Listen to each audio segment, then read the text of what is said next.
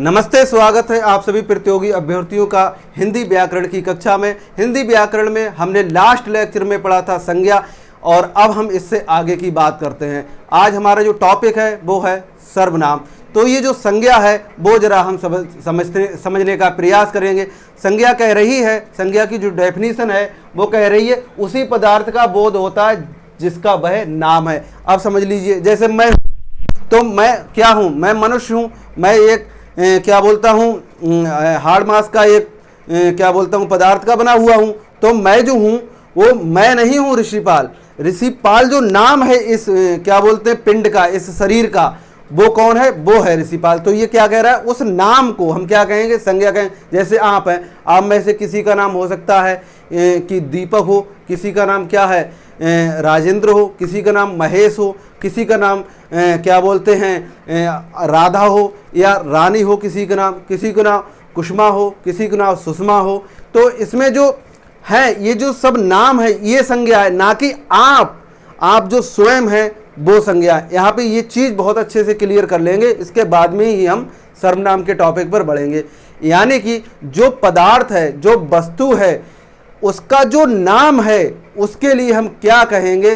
संज्ञा कहेंगे। जैसे आप जिस उपकरण पे बैठ के अभी ये वीडियो देख रहे हैं, चाहे वो मोबाइल हो, लैपटॉप हो, या आपका टैबलेट हो, या अन्य कोई भी जो भी वस्तु आपकी उपकरण है, उसमें क्या कहते हैं, जो मेटल लगी हुई है, जो धातु लगी हुई है, चाहे वो प्लास्टिक हो, लोहा हो, सोना हो, चांदी हो, जो भी लगा हुआ है, चाहे आपकी प्लास्टिक में रबड़ आ जाती है अलग से, वो हो, इसका जो मेटल है, इसका जो नाम है वो क्या कहते हैं, मिला के क्या बनते हैं? जैसे मोबाइल बना, तो जो मोबाइल नाम है उसे हम क्या कहेंगे? संज्ञा कहेंगे। ठीक है, ऐसे जैसे हमारा जो शरीर है ये बाल, खून, खाल और हड्डी, और बाल, खून, खाल, नस और हड्डियों से बना हुआ है। तो इसमें ये जो पिंड बन के तैयार हुआ, ये जो शरीर बन के तैयार हुआ, तो इसमें जो पंडित जी ने हमारे नाम रखा, मौलवी जी ने नाम रखा, वो क्या हो जाएगा? वो हमारा नाम ही संज्ञा है। ये चीज़ समझनी चाहिए, ना कि हमारा शरीर संज्ञा। जैसे हम बुलाते हैं किसी के लिए तो उसका नाम से ही बुलाते, ऐसे थोड़ी कहते ए शरीर इधर आ। नहीं, हम उसका नाम है, चाहे वो कोई भी नाम हो सकता है, दीपक है, राजू है, मीनाक्षी है, दीक्षा है, कुछ भी हो सकता है। तो इस तरीका से ये जो नाम आ रहे हैं उनका नाम क्या है? संज्ञा है। ये आपको लग रहा होगा मैंने आपका टाइम व्यर्थ जा रहा है, ऐसा नहीं है। यहाँ से जब आगे हम बढ़ेंगे तो हमारे समझ में आएगा। अब इन नामों के, मैं अपना एग्जाम्पल लेता हूँ। जैसे मेरा नाम ऋषिपाल है। अब ऋषिपाल में जो है, जैसे ऋषिपाल जा रहा है, तो ऋषिपाल जो व्यक्ति है, जो शरीर जा रहा है, उसके स्थान पे अब जो नाम हम यूज करेंगे वो सर्वनाम हो। फिर उसके स्थान पे क्या हो सकता है? बहे जा रहा है। अब जा तो ऋषिपाल नाम का जो शरीर है वो ही रहा है, लेकिन यहाँ पर ऋषिपाल ना कह के क्या कह रहा है कि ऋषिपाल जा रहा है, तो ये संज्ञा हो जाएगी। और ऋषिपाल को हटा के उसने कहा बह जा रहा है, तो ये क्या हो जाएगा? तो ये यहाँ पर सर्वनाम हो जाएगी। ये चीज़ समझी हमने। अब समझो आगे। ये कह रहा है संज्ञा उसी पदार्थ का बोध होता है जिसका वह नाम है। ठीक है, ये तो संज्ञा की बात होगी। अब ये जो सर्वनाम है, ये सर्वनाम का अगर हम पार्ट में डिवाइड करेंगे तो ये दो नाम, ये जो सर्व है, पहला तो बनेगा सर्व और दूसरा है नाम। तो ये सर्व का अर्थ हो जाएगा सभी, और नाम का हो जाएगा नाम। तो अर्थात हम कह सकते हैं कि सभी नाम या सबका नाम क्या हो जाएगा? सर्वनाम। तो ये जो संज्ञा है वो तो हो गई उसी पदार्थ का बोध होता है जिसका वह नाम है। और जो सर्वनाम है, यानी कि जो संज्ञा के स्थान पर प्रयुक्त किए जाने वाले जो शब्द हैं वो क्या कहलाएंगे? वो कहलाएंगे हमारे सर्वनाम। जैसे वहाँ पर जो शब्द एक निकल के आ रहा था कि ऋषिपाल जा रहा है, अब यहाँ पे क्या आ जाएगा? यहाँ पे हो जाएगा ऋषिपाल के स्थान हो गए कि बहे जा रहा है। अपने अपने नाम लेके देख लो, आप पता लग जाएगा। अब ये कह रहा है सर्वनाम बे शब्द जो संज्ञा के स्थान पर प्रयोग किए जाते हैं, जो शब्द हैं। अब वहां पे शब्द क्या था? ऋषिपाल। जब ऋषिपाल की जगह पे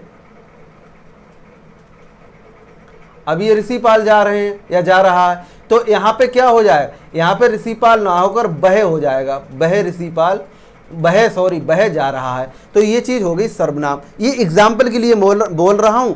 आगे कितनी संज्ञाएं होती, कैसी होती, वो चर्चा तो हम करेंगे ही। अब एक ये हो गई कि वे शब्द जो संज्ञा के स्थान पर प्रयुक्त किए जाते हैं सर्वनाम कहलाते हैं।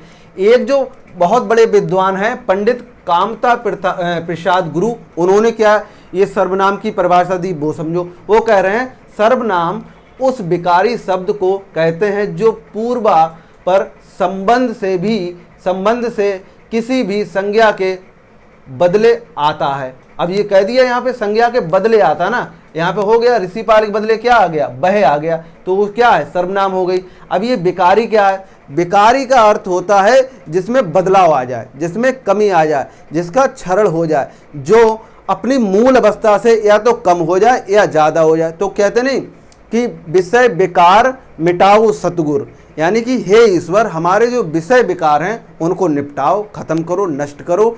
तो क्या है, यानी कि हमें संतुलन में लाओ, हमें शांति वाली स्थिति में लाओ, हमें अपने भजन वाली स्थिति में लाओ। वो क्या है, वो यही तो कह रहा है कि विषय विकार मिटाओ। तो विकार माने यहाँ पर जो कमी है, जो दुर्गुण है हमारे, वो मिटाओ, ऐसे समझो इसे। सर्वनाम उस विकारी शब्द को कहते हैं जो पूर्वा पर संबंध से किसी भी संज्ञा के बदले में आता है। जहाँ पे पूर्व में क्या था, ऋषिपाल, अब क्या हो गया, वह। ये हो गई हमारी क्या बोलते हैं सर्वनाम की परिभाषा, किनके अनुसार, पंडित कामता प्रसाद गुरु के अनुसार। अब सर्वनाम की और परिभाषा क्या है, संज्ञा के प्रतिनिधि चिन्ह हैं वह सर्वनाम है। जो संज्ञा के प्रतिनिधि चिन्ह है वो क्या है, वो सर्वनाम है। अब ये प्रतिनिधि चिन्ह क्या है, जैसे कहते नहीं कि हमारा जो प्रतिनिधि है, हमने इस बार अभी जो पिछले क्या बोलते हैं चुनाव हुए हैं प्रधानी के, तो उसमें क्या कहा गया कि जे हमारे प्रतिनिधि हैं। जैसे प्रतिनिधि का मतलब ये है कि हमारा जो गांव है, समझने के लिए समझो कि हमारा जो गांव है वहाँ पर हम इतने 500, 600, 1000, 1200 या 1500 जितने भी हमारे वोट हैं, वो सब थोड़े ही अपने काम के लिए कहेंगे जा कर कि तुम करो, मेरा करो। उन सब लोगों ने, उन सब क्या बोलते हैं वोटर्स ने क्या किया, अपना एक प्रतिनिधि चुन लिया। वो कौन बना, प्रधान मुखिया यानी कि। तो जब उसको चुन लिया तो अब इन लोगों की सारी बात को वो अकेले प्रधान कहेगा कि हमारी ये मांग है, ये रिक्वायरमेंट है, ये ज़रूरत है और ये होना चाहिए। तो क्या है, वो हमारा प्रतिनिधि हो गया। ऐसे ही प्रतिनिधि यहाँ पर ये हो जाएगा कि जो बहे किसके स्थान पर काम करेगा, ऋषिपाल के स्थान पर काम करेगा। तो ये प्रतिनिधि हो गया। प्रतिनिधि का अर्थ हो गया प्रतिनिधि चिन्ह। अब ये भी तो एक चिन्ह ही है, यहाँ पे पहले ये चिन्ह था, फिर ये चिन्ह हो गया। वैसे तो शब्द कहेंगे इसके लिए, लेकिन समझने के लिए चिन्ह कह रहे हैं। चिन्ह वह क्या है, सर्वनाम है। अब कह रहा है अगली परिभाषा में कि सर्वनाम से पूर्वा पर संबंध से संसार के किसी भी पदार्थ का बोध हो सकता है। बिल्कुल राइट है, सही बात है। सर्वनाम से पूर्वा पर संबंध से संसार के किसी भी पदार्थ का बोध हो सकता है, एक ही हो गई। जैसे जो एग्जाम्पल है हमारा वो समझो, लेखनी, मोबाइल, मित्र, भवन, कक्ष, आंख, नाक, कान सर्वनाम एक किसी ना किसी वस्तु या विचार के नाम हैं। बिल्कुल सही बात। ये इसके जैसे मोबाइल है हमारा, या हमारी लेखनी है, या मित्र है, या भवन है, या कक्ष है, या आँख है, या नाक है, या कान है, ये जो जितने भी सर्वनाम हैं ये किसी ना किसी वस्तु या विचार के ही तो नाम है। ठीक है साहब। अब ये कह रहा है कि जो हमारी सर्वनाम हैं, जो सर्वनाम हैं वे कुल सर्वनाम कितनी है, 11। यानी जो हमारी कुल सर्वनामों की संख्या है वो तो 11, लेकिन जो हम पढ़ेंगे वो कितनी पढ़ेंगे, तो जो हम पढ़ेंगे, जो हमारे व्याकरण में प्रयोग होती हैं, जो यूज होती हैं, वो होती हैं 6। प्रयोग के आधार पर हम बात करें तो 6 हो जाएंगी, और कुल की बात करें तो वो कितनी हो जाएंगी, 11। ये चीज़ बहुत अच्छे समझो। वो अगर ये बात पूछ ले कि हमारी जो कुल सर्वनाम कितनी है, तो भाई साहब वहाँ पे आपको कुछ नहीं करना, सीधे 11 का टिक लगा के आना। और वो ये पूछ ले कि प्रयोग के आधार पर या मुख्य शब्द लगा दे, तो यहाँ पर हमारे लिए कितनी सर्वनाम की संख्या गिननी पड़ेगी, वो हो जाएगी 6। ये चीज़ हमने समझी। जैसे 11 में कौन कौन सी हो जाएंगी, मैं है, तू है, आप है, यह है, वह है, जो है, सो है, कोई है, कुछ है, कौन है, 3, 3, 6, 3, 9 और 2, 11। अब ये जो 6 हमारी जो प्रयोग के आधार पर हैं वो समझो, एह, वह, ए, बे, ये जो 5 हैं हमारी जो सर्वनाम, ये जो 5 सर्वनाम हैं ये क्या काम करती है? पुरुषवाचक और निजवाचक ये दोनों का कार्य करती हैं। ठीक है भाई, कौन सी? ये जो 5 हमारी हैं, एहे, बहे, ए, बे और बो, ये जो 5 सर्वनाम हैं ये पुरुषवाचक और निश्चयवाचक दोनों में कार्य करती हैं। अब समझो, इन पांचों जो सर्वनाम का प्रयोग किसी व्यक्ति अर्थात प्राणी के नाम के स्थान पर किया जाए तो ये सर्वनाम पुरुषवाचक सर्वनाम होंगे। ये जो 5 हैं, ए, बहे, ए, बे और बो, ये 5 सर्वनाम पुरुषवाचक और निश्चितवाचक का कार्य करती हैं। ठीक है भाई, फिर कह रहा है कि इन जो 5, ये जो 5 दी हैं, इन पांचों का सर्वनाम का प्रयोग किसी व्यक्ति अर्थात प्राणी के स्थान पर अगर किया जाए तो ये सर्वनाम पुरुषवाचक सर्वनाम बन जाएगी। अब समझो कैसे? जैसे यहाँ पे ईमानदार है, तो ईमानदार कौन है? जैसे मैं कह रहा हूँ कि राजकुमार ईमानदार है। ठीक है भाई, तो राजकुमार के स्थान पे क्या है? बहे ईमानदार है, तो ये क्या हो जाएगा? पुरुषवाचक में आ जाएगा। ऐसी कह रहा है बहे मेरा भाई है, तो ये जो बहे, अब यहाँ पे ईमानदार तो हो गया तो पुरुषवाचक हो गया, लेकिन कह रहा है निश्चयवाचक भी, बहे मेरा भाई है, तो ये निश्चित बात है, वो बहे मेरा भाई है, ये बिल्कुल निश्चय। अब ये कह रहा है यहाँ पे निश्चयवाचक सर्वनाम में बहे, ये और ये जो वर्ड है, ये जो शब्द हैं यहाँ पे भी निश्चयवाचक का कार्य करेंगे। अब ये जो बहे यहाँ पर, अब देखो बहे घर मेरा है, तो ये कौन सी संज्ञा यहाँ पर हो जाएगी? बहे जो यहाँ पर हो जाएगी वो संकेतवाचक सर्वनाम सर्वनामिक विशेषण हो जाएगा। ये संज्ञा यहाँ पर नहीं है, सर्वनामिक विशेषण हो जाएगा। ठीक है, आगे चलते हैं। अब ये कह रहा है सर्वनाम के भेद या प्रकार। तो ये जो हमारे सर्वनाम के भेद हैं या जो प्रकार हैं वो कितने हैं? वो हैं 6। कितने? 6। वो समझो, ये है पहला हमारा प्रश्नवाचक सर्वनाम, फिर है निजवाचक सर्वनाम, फिर है निश्चयवाचक सर्वनाम, फिर है अनिश्चयवाचक सर्वनाम, फिर है संबंधवाचक सर्वनाम, फिर है पुरुषवाचक सर्वनाम। कितने हैं? ये हमारी संख्या 6 है। पहला है प्रश्नवाचक, दूसरा है निजवाचक, तीसरा है निश्चयवाचक, चौथा है अनिश्चयवाचक और 5वां हो जाएगा हमारा संबंधवाचक और 6ठा हो जाएगा पुरुषवाचक। यानी जो पहला है, ये जो संख्या, ये जो सर्वनाम है, इनके जो भेद हैं, जो प्रकार हैं, जो टाइप्स हैं, वो कितने हैं? वो 6 हैं। इसमें पहला जो हमारा है वो है कौन सा? प्रश्नवाचक, दूसरा है निजवाचक, फिर है निश्चयवाचक, अनिश्चयवाचक, संबंधवाचक और पुरुषवाचक। प्रश्नवाचक, निजवाचक, निश्चयवाचक, अनिश्चयवाचक, संबंधवाचक और पुरुषवाचक। प्रश्नवाचक, निजवाचक, निश्चयवाचक, अनिश्चयवाचक, संबंधवाचक, पुरुषवाचक। अब ये जो पुरुषवाचक जो सर्वनाम है उसके 3 उपभेद हो जाएंगे। क्या? 3 उपभेद। पहला हो जाएगा उत्तम, दूसरा हो जाएगा मध्यम और तीसरा हो जाएगा अन्य। तो कहते नहीं है, हर आदमी को, जो भी प्राणी है वो अपने आप को उत्तम ही तो समझता है, श्रेष्ठ ही तो समझता है। तो मैं यानी कि जो मैं हूँ वो उत्तम है। क्या? मैं उत्तम हूँ और तू मध्यम है। ये छोटे लोगों की जो संकीर्णता चल रही है ना संसार में, वो समझो। वहीं भी ये आई बात कि मैं उत्तम, तू मध्यम, बाकी बचे वो भाड़ में जाएं। समझो, मैं उत्तम, तू मध्यम और बाकी बचे वो भाड़ में जाएं। यानी कि जो पुरुषवाचक सर्वनाम है तो उत्तम में मैं और हम आ जाएगा, मध्यम में आ जाएगा तू और तुम, और अन्य है बहे, बे और एहे और ए। ठीक है, तो ये हमारी जो टाइप हो गए, भेद हो गए, प्रकार हो गए किसके? सर्वनाम के। अब समझो एक एक करके इस सर्वनाम को। ये जो सबसे पहला हमारा जो प्रश्नवाचक सर्वनाम है, तो ये कह रहा है बेशब्द। कौन से? बेशब्द जो प्रश्न का बोध कराते हैं वो क्या कहलाते हैं? प्रश्नवाचक सर्वनाम कहलाते हैं। फिर से समझो, ये कह रहा है जो प्रश्नवाचक सर्वनाम है, बेसर्वनाम शब्द जिनसे प्रश्न का बोध होता है वे क्या कहलाते हैं? वे हमारे प्रश्नवाचक सर्वनाम कहलाते हैं।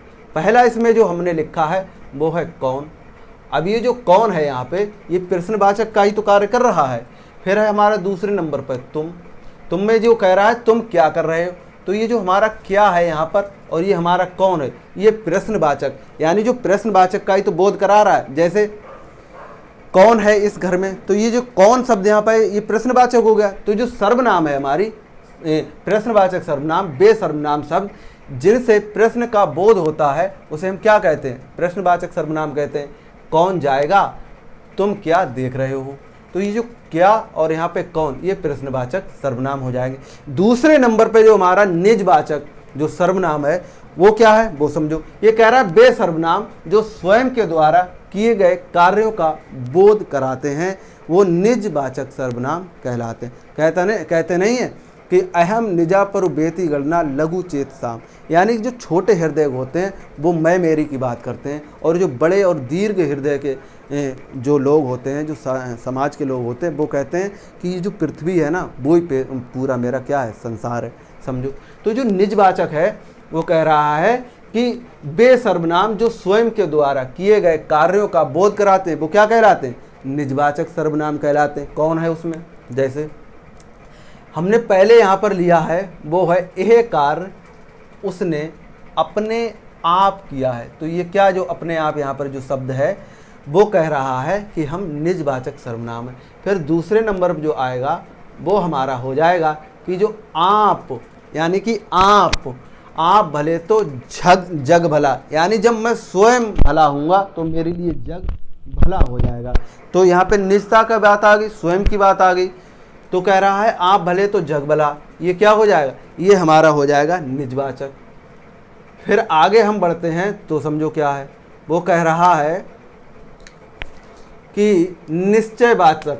अब निश्चय क्या है वो समझो, किसी बात को जो निश्चय हो रहा है वो क्या कहलाएगा, वो कहलाएगा हमारा निश्चयवाचक सर्वनाम। कैसे, निश्चय सर्वनाम वे सर्वनाम जो किसी निश्चयात्मकता का बोध कराते हैं वो क्या कहलाते हैं, निश्चयवाचक सर्वनाम कहलाते हैं। जैसे ये हमने पहला एग्जाम्पल यहाँ पर लिया है, वो लिया है कि यह मेरी पुस्तक है। ये बिल्कुल निश्चित बात है कि यह जो मेरी पुस्तक है वो क्या है, वो हमारा निजवाचक है। तो यहाँ पे जो यह शब्द आया है वो क्या हो जाएगा, वो हमारे निजवाचक हो जाएगा। अब इसी प्रकरण में दूसरा हम जो एग्जाम्पल लेंगे वो समझो, वो कह रहा है यह मेरा घर है।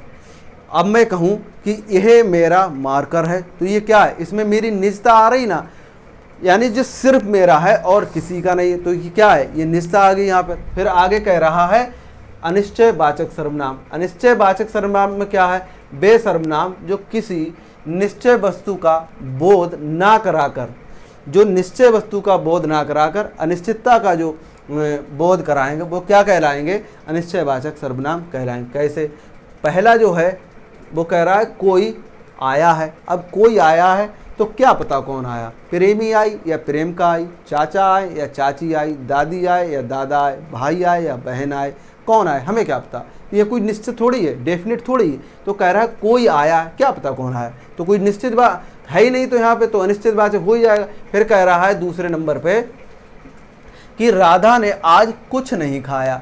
अब क्या पता क्या क्या नहीं खाया, कुछ नहीं खाया। अब कुछ में क्या पता, उसने दाल भात नहीं खाया, क्या पता उसने दाल रोटी नहीं खाई, क्या पता पनीर चावल नहीं खाए, क्या पता उसने रायता और क्या बोलते हैं रसगुल्ले नहीं खाए। बहुत से आइटम हो सकते हैं, तो यहाँ पे कोई निश्चित थोड़ी हो रहा है, तो क्या हो जाएगा, यहाँ पे अनिश्चयवाचक हो जाएगा। फिर ये कह रहा है नेक्स्ट, कह रहा है संबंधवाचक सर्वनाम, यानी कि वे सर्वनाम जो किसी से संबंध होने का बोध कराती हैं, तो वो साथ ही अपने पहले वाक्य का होना दूसरे वाक्य पर निर्भर करती हैं, वो क्या कहलाती हैं, संबंधवाचक सर्वनाम कहलाती हैं।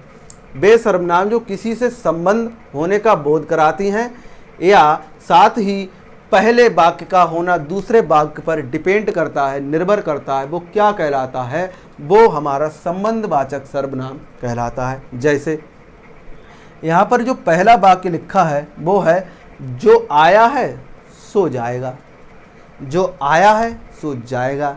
फिर है जैसी करनी वैसी भरनी, जैसी करनी वैसी भरनी। तो ये क्या है, यहाँ पर जो संबंध है, यानी कि जैसा करोगे वैसा ही तो भरोगे।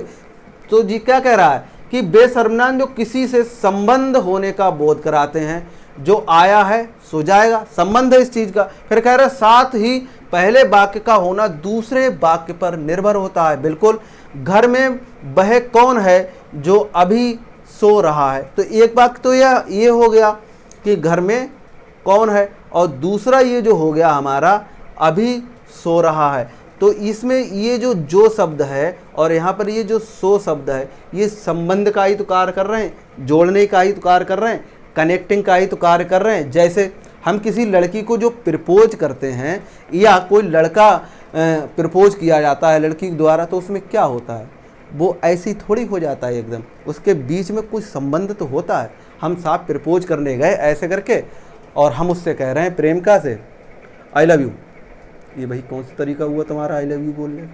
कतई मूर्खतापूर्ण ये विश्वास है। आप जाएं और उसे इम्प्रेस करें। अब इम्प्रेस करने के भी अपने अपने तरीके होते हैं। तो लड़की आपने देखी होगी, ये यहाँ पर मैं सिर्फ समझाने की दृष्टि से बोल रहा हूँ, इसे अन्यथा ना लें। जब लड़की वो है और हम गए साहब, हमने प्रपोज किया उसके लिए, हमने कहा आई लव यू। अब ये तो वही बात होगी जैसे जीके का क्वेश्चन बोल दिया हो आई लव यू। इसमें ऐसे करके हम कह सकते हैं कि आप बहुत खूबसूरत लग रही हैं, आप बहुत अच्छी लग रही हैं, आप बहुत सुंदर हैं, आपके बाल बिल्कुल रेशमी हैं, आपकी जो त्वचा है वो बिल्कुल पनीर जैसी है, आप में जो गंध आ रही है वो मानो स्वर्ग से अप्सराएं उतरी हैं और वो गंध जैसी आप में गंध आ रही, महक आ रही है। आपके जो दांत हैं वो बिल्कुल मोती जैसे हैं, आपकी जो आँखें हैं वो बिल्कुल नागिन जैसी है, जहरीली हैं, कटीली हैं, और आपकी ये जो चाल है बिल्कुल हिरन जैसी है, हिरनी जैसी है, और आप जब चलती हैं तो ऐसे लगती हैं जैसे कोई नागिन सी लहरा और बल खा के चल रही है। तो जब इतने शब्द उसके मस्तिष्क में जाएंगे तो वो इम्प्रेस होगी, तो वो कहेगी कि इसका मतलब ये मुझे हर एक एंगल से देख रहा है, ये मेरा ध्यान रखता है, जब मुझे नहीं जानता है तब जब मैं इसके करीब आऊँगी तो मुझे और अच्छे से जानेगा। तो ये क्या है यहाँ पे, ये जो कनेक्टिंग के जो कार्य, जो इतने शब्द हमने बोले, यही तो सेतु का काम कर रहे हैं, पुल का काम कर रहे हैं, कनेक्टिंग का काम कर रहे हैं, संबंध का कार्य कर रहे हैं। तो ये क्या है, यहीं पर तो ये संबंधवाचक जो संज्ञा सर्वनाम है वो तो कार्य हो रहा है कि यह जो आपके बाल हैं, यह जो आपके बाल हैं, तो क्या है, ये तो हो जाएगा यहाँ पे। अब गए भाई साहब, आपने क्या किया, एक बढ़िया सा छाता खरीदा, कौन सा, पिंक कलर का, और उसमें उससे कहे भाई इसमें गुलाब की पंखुड़ियाँ डाल जरा ढंग से, और उसके लिए बिल्कुल इस मुद्रा में जाके आपने दी। और जब वो चटकनी यानी बटन के द्वारा जब वो ऐसे करके दबाएगी तो वो छाता जब खुलेगा तो एकदम फूलों की जो बारिश होगी, तो उसके जो अंदर भाव उत्पन्न होगा आनंद का, आह्लाद का, तो वो आपसे इम्प्रेस हो सकती है।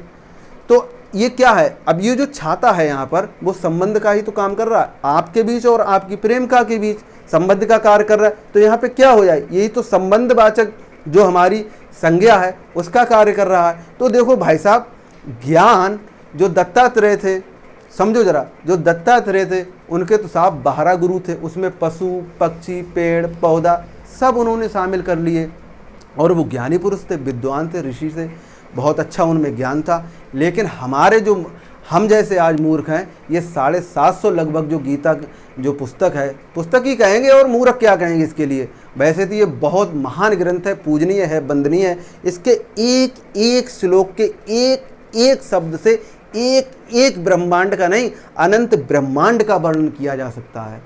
और इसमें तो 756 श्लोक हैं। और सुन लो, ये जो गीता है ना, ये साक्षात भगवान श्री कृष्ण के मुखार बिंदु से उपजी है, जन्म हुआ है इसका। तो ये कितनी महान है ये ग्रंथ हमारी, तो ये चीज़ हमें समझनी चाहिए। तो मैं कहने का मतलब ये, सीखने वाले तो पशु पक्षी से भी सीख जाते हैं, और मूर्ख के लिए गीता भी पुस्तक है, उसमें भी वो आग लगा देते हैं। तो यहाँ पर ये जो मैं आपको प्रकरण समझा रहा हूँ, इसका मतलब मेरा यहाँ से ये है कि आप संबंधवाचक जो हमारी सर्वनाम है वो समझ जाएं, इसको माइंड ना कीजिएगा आप। तो ये जो संबंधवाचक जो सर्वनाम है वो हमने समझी। फिर है यथा, जैसे जो आया है सो जाएगा, घर में वह कौन है जो अभी सो रहा है। अब ये जो पुरुषवाचक सर्वनाम है वो समझो, ये जो पुरुषवाचक सर्वनाम है इसमें पहला है हमारा उत्तम पुरुष, और दूसरा है मध्यम पुरुष, और तीसरा हमारा हो जाएगा अन्य पुरुष। तो ये कह रहा है पुरुषवाचक सर्वनाम में कि वे सर्वनाम जो पुरुषों, अब यहाँ पे पुरुषों जो शब्द आया है वहाँ पर स्त्री और पुरुष दोनों को यहाँ पर मेंशन किया गया है, दोनों को जोड़ा गया है, कॉम्बिनेशन किया है। कह रहा है वे सर्वनाम जो पुरुष यानी पुरुषों के नाम के बदले आते हैं, इसके 3 उपभेद होते हैं। पहला है उत्तम, दूसरा है मध्यम, और तीसरा है अन्य पुरुष। तो जो उत्तम पुरुष है उसमें मैं, हम, और मध्यम में तू, तुम और आप, और अन्य में आ जाए बहे, बे, एह और ए। ये जो एह है ये एक वचन का होता है और ये जो ए है ये बहुवचन का होता है, ये चीज़ समझो। तो ये जो सर्वनाम हम पढ़ रहे हैं तो इसके बारे में हमने आज चर्चा की और एक बार इसका पुनः हम रिवीजन करते हैं। ये कह रहा है सर्वनाम जो प्रकरण चल रहा है, यानी सर्वनाम के अगर हम खंड करें तो ये जो दो भाग में टूटेगा, पहला है सर्व, दूसरा है नाम। सर्व का अर्थ होता है सभी और नाम का अर्थ है नाम, यानी कि हम कह सकते हैं सभी नाम या सबका नाम क्या कहलाएगा, सर्वनाम। यानी अब समझो सर्वनाम वे शब्द जो संज्ञा के स्थान पर प्रयुक्त किए जाते हैं वो क्या कहलाते हैं, वो सर्वनाम कहलाते हैं। ये हमारी एक जनरल डेफिनेशन हुई, सामान्य सी परिभाषा हुई। अगर पंडित कामता प्रसाद जी महाराज के अनुसार हम देखें तो क्या होगी, सर्वनाम उस विकारी शब्द को कहते हैं जो पूर्वापर संबंध से किसी भी संज्ञा के बदले आते हैं। अच्छा आगे करें बात तो क्या है, कह रहा है सर्वनाम संज्ञा के प्रतिनिधि चिन्ह है, वे सब सर्वनाम है। फिर कह रहा है अगले कि सर्वनाम से पूर्वापर संबंध से संसार के किसी भी पदार्थ का बोध हो सकता है, वो क्या है, सर्वनाम है। यथा लेखनी है, मोबाइल है, मित्र है, भवन है, कक्ष है, आंख है, नाक है, कान है, ये सब क्या कहलाएंगे, ये क्या, प्रेमी है, प्रेम का है, किसी ना किसी विषय वस्तु विचार का नाम ही तो है। जैसे हिंदी में कुल जो सर्वनाम की अगर बात करें तो वो कितने होंगे, वो 11, मैं तू आप एह वह जो सो कोई कुछ कौन है और क्या। और जो प्रयोग के आधार पर बात करें जो हमारी व्याकरण में जो यूज आते हैं वो कितने हैं, वो 6 हैं। उसमें कौन कौन से हैं वो समझो, वो है प्रश्नवाचक, निजवाचक, निश्चयवाचक, अनिश्चयवाचक, संबंधवाचक और पुरुषवाचक। अब ये कह रहा है कि यह वह और बे और वो, ये 5 ऐसे सर्वनाम हैं। ये जो 5 हैं जो सर्वनाम वो कैसे हैं, वो पुरुषवाचक और निश्चयवाचक दोनों हैं। इन जो 5 जो सर्वनाम हैं, ये जो 5 सर्वनाम है हमारे, इन 5 सर्वनाम का प्रयोग किसी व्यक्ति अर्थात प्राणी के नाम के स्थान पर किया जाए तो ये कैसे क्या बन जाएंगे, ये पुरुषवाचक सर्वनाम हमारे होंगे। जैसे वह ईमानदार है, वह मेरा भाई है, तो ये इसमें जो पुरुषवाचक सर्वनाम है वह मेरा भाई है और निश्चयवाचक जो सर्वनाम वह मेरा भाई है। फिर ये जो वह, यह और ये, यानी कि वह मेरी पुस्तक है, यह मेरा घर है, यह तुम्हारे लोग हैं, ये तुम्हारे लोग हैं, तो ये क्या है, ये निश्चयवाचक सर्वनाम है। वह घर मेरा है, अब यहाँ पे जो संकेतवाचक वह घर मेरा है, वो कह रहा वह घर मेरा है, तो ये है संकेतवाचक सर्वनामिक विशेषण। ठीक है भाई, अब हम एक एक करके इन्हें पढ़ते हैं। ये जो सर्वनाम है, ये कह रहा है पहला है प्रश्नवाचक सर्वनाम, यानी कि वे शब्द जो सर्वनाम, वे शब्द जो प्रश्न का हमारे लिए बोध कराते हैं वो हमारे प्रश्नवाचक सर्वनाम कहलाते हैं। यानी कि वे सर्वनाम शब्द जिनसे हमें प्रश्न का बोध होता है वो क्या कहलाते हैं हमारे, वो हो जाते हैं प्रश्नवाचक सर्वनाम। इसमें पहला हमारा कौन जाएगा और दूसरा है तुम क्या देख रहे हो। तो जो यहाँ पर क्या शब्द है और यहाँ पर जो कौन शब्द है ये प्रश्नवाचक है, यानी जो प्रश्नवाचक है तो ये प्रश्नवाचक सर्वनाम होगी। फिर है निजवाचक, वे सर्वनाम जो स्वयं के द्वारा किए गए कार्यों का बोध कराते हैं वो क्या कहलाते हैं,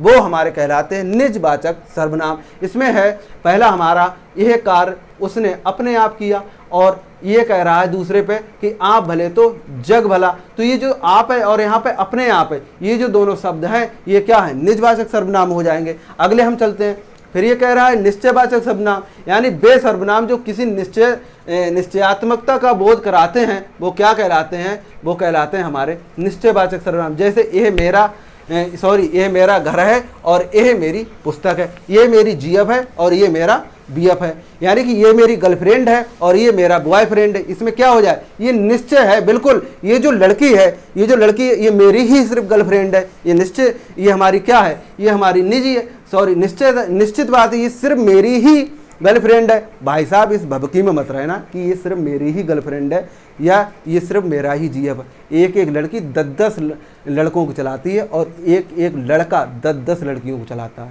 तो ये भ्रम उतारो, और ये भ्रम आपका कैसे उतरेगा, अगर गर्मी है तो भाई साहब और खौलता हुआ पानी लेकर जाओ छत पे अकेले में और सूत के 20-25 झापड़ मारो अपने, ताकि इस बेहोशी से आप बाहर आ सकें कि ये जो लड़की है ये सिर्फ मेरी या जो लड़का है ये सिर्फ मेरा। ये दोनों के लिए मैं बता रहा हूँ। फिर ये कह रहा है निश्चयवाचक सर्वनाम, वे सर्वनाम जो किसी निश्चयात्मक का बोध कराती है वो क्या कहलाती है, निश्चयवाचक सर्वनाम। यथा जैसे ये मेरी पुस्तक, ये मेरा घर है। अनिश्चयवाचक जो सर्वनाम, वे सर्वनाम जो किसी निश्चय वस्तु का बोध कराती हैं वो क्या कहलाती है? अनिश्चयवाचक सर्वनाम। जैसे कोई यहाँ पर शब्द है और यहाँ पे कुछ है, कह रहा है राधा ने आज कुछ नहीं खाया, बिल्कुल बहुत अच्छी बात, मत खा। कोई आया है, तो ये क्या है? कोई आया, कोई क्या पता कौन आया, तो ये क्या है? अनिश्चयवाचक हो जाएगी। फिर ये संबंधवाचक सर्वनाम, ये कह रहा है वे सर्वनाम जो किसी से संबंध होने का बोध कराती हैं, साथ ही पहले वाक्य का होना दूसरे वाक्य पर निर्भर करता है। तो यहाँ पर हम समझते हैं ये जो आया है सो जाएगा, यहाँ पर जो सो शब्द है वो क्या है? सर्वनाम, संबंधवाचक जो सर्वनाम है वो है। और यहाँ पर ये जो पहला वाक्य हमारा है, वह घर में कौन है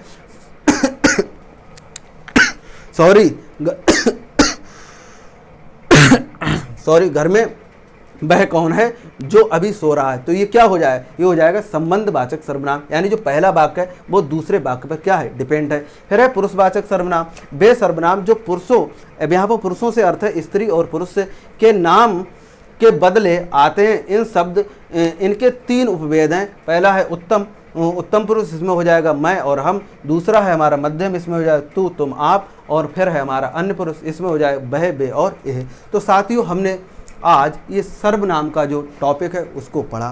साथियों आपने इस कक्षा को इतने एकाग्रचित और ध्यानमग्न होकर पढ़ा, इसके लिए मैं बहुत अनुग्रहित हूँ अंत में सभी के भीतर बैठे परमात्मा को प्रणाम करता हूँ। मेरे प्रणाम स्वीकार करें।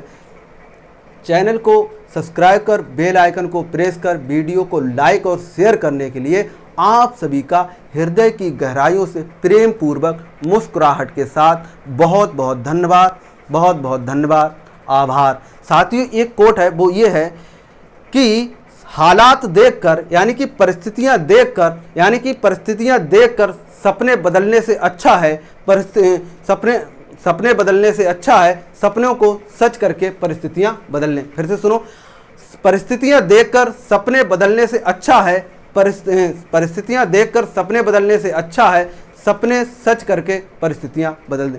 आपने इस कक्षा को सुना, बहुत बहुत धन्यवाद। साथियों इसी तरह से पढ़ते रहिए, मुस्कुराते रहिए, हंसते रहिए, ज़िंदगी है मौज लेते रहिए, लेकिन पढ़ाई हमें कंटिन्यू करनी। बहुत जल्द ही पेपर आने वाले हैं और बिल्कुल गर्दा उड़ा देंगे, गर्दा। साथियों बहुत बहुत धन्यवाद आपका। जय हिंद, जय भारत।